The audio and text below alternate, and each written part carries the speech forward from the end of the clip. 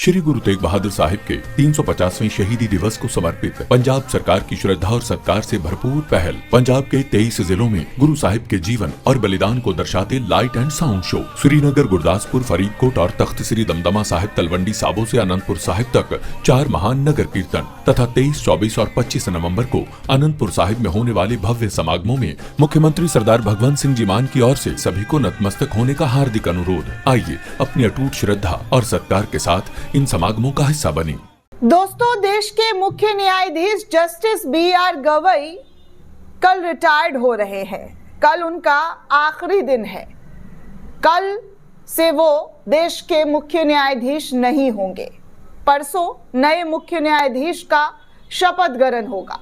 लेकिन इसी बीच दोस्तों, देश के मुख्य न्यायाधीश जस्टिस BR गवई जाते जाते एक ऐसी बात कह गए जो राजनीतिक करने वाले लोगों के लिए कड़ा तमाचा है। जो बुलडोजर को राजनीति में इस्तेमाल करते हैं उनके लिए कड़ा तमाचा है। नाम तो उन्होंने नहीं लिया, लेकिन जिन लोगों को लगता है कि वो बुलडोजर की राजनीति से देश को सुधार रहे हैं, देश में न्याय दिलवा रहे हैं, उन लोगों के लिए देश के मुख्य न्यायाधीश ने एक बहुत बेहतरीन संदेश और पैगाम दिया है। खासकर मोदी योगी की जो राजनीति रही है, योगी बाबा की, उत्तर प्रदेश के अंदर बुलडोजर की, उस राजनीति को उन्होंने जिस तरीके की बातें कही है दोस्तों, और जिस तरीके के शब्दों का इस्तेमाल किया है, वाकई काबिल तारीफ है।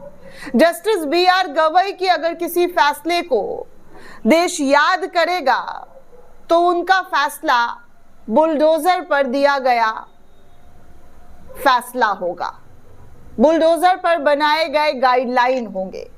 क्योंकि जस्टिस BR गवई ने साफ साफ शब्दों में कहा है कि बुलडोजर न्याय का प्रतीक नहीं हो सकता है, बुलडोजर से किसी को न्याय नहीं मिल सकता है। और जाते जाते उन्होंने इस बात का जिक्र भी किया है, बुलडोजर जस्टिस के खिलाफ दिया गया मेरा फैसला जो है वो सबसे महत्वपूर्ण फैसला है, सबसे महत्वपूर्ण फैसला। ये बात CJI BR गवई ने अपने फेयरवेल के दौरान कही। वो कल अपने पद से रिटायर हो रहे हैं, लेकिन आज उनका ये बयान काफ़ी दिलचस्प लगा दोस्तों सुनकर, और इसीलिए मैं आपको ये खबर बताने आई हूँ कि वाकई BR गवई ने बहुत ही बेहतरीन और शानदार फैसला सुनाया। हालांकि उन फैसले को कई बार दरकिनार किया गया, कई बार बुलडोजर से लोगों के घरों को तोड़ा गया, और मामला सुप्रीम कोर्ट में भी पहुंचा हुआ है। कई ऐसे पिटीशन है जो सुप्रीम कोर्ट में दाखिल है कि भैया सुप्रीम कोर्ट के आदेश के बावजूद अधिकारियों की मनमानी जो है देखने सुनने को मिल रही है, इसे अभी और मजबूती देना है। और हम उम्मीद करते हैं कि आने वाले जो जस्टिस होंगे वो बुलडोजर की जो राजनीति है उस पर पूरी तरीके से कड़ा प्रहार करेंगे। फैसला सुनाने तक जिस तरीके की कोशिश उन्होंने की कि शायद इससे बुलडोजर की जो कार्रवाई है वो रुक जाए, वो कई दफ़ा तो रुकी, लेकिन कई दफ़ा लोगों के मकान, लोगों के आशियाना उजड़ते हुए नजर आए दोस्तों। और उनके दर्द को, उनकी तकलीफ को हम और आप नहीं समझेंगे तो कौन समझेगा। किसी का घर उजाड़ कर, किसी के आशियाने को बिखेर कर, इसे इंसाफ नहीं कहा जा सकता है। इसे इंसाफ का नाम देना बेईमानी होगी, और मैं इसे बेईमानी मानती हूँ दोस्तों।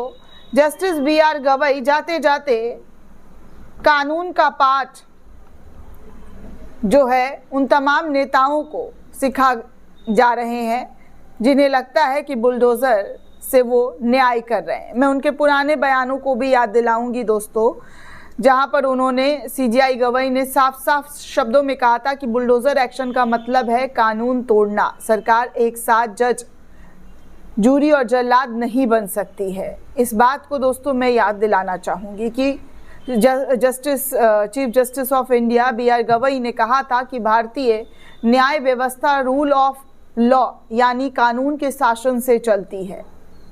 इसमें बुलडोजर एक्शन की कहीं से कहीं तक कोई जगह नहीं है। CJI ने मॉरिशस में आयोजित sir Mauritius Raoult memorial lecture 2025 में ये बयान, ये बातें जोर देते हुए कहा था।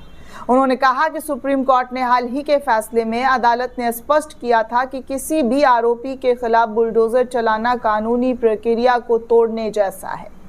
सीजीआई ने अपने बयान में कोट करते हुए कहा था कि सरकार एक साथ जज, जूरी और जल्लाद नहीं बन सकती है। बुलडोजर शासन संविधान के अनुच्छेद 21 यानी कि जीवन और व्यक्तिगत स्वतंत्रता के संरक्षण के अधिकार का उल्लंघन है। लेक्चर के दौरान मॉरिशस के राष्ट्रपति धर्मवीर गोकुल, प्रधानमंत्री नवीन चंद्र राम गुलाम और मुख्य न्यायाधीश रेहान मंगली गुलबुल भी इस दौरान इस मंच पर मौजूद थे।